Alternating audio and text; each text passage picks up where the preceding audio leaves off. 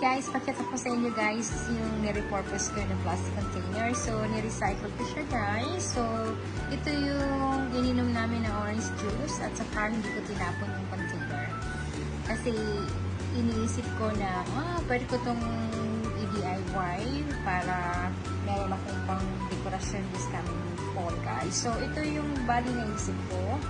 Hindi ako kompleto ng mga materials for fall. So, kung ano yung nandito na available dito sa bahay namin guys, yan yung ginamit ko.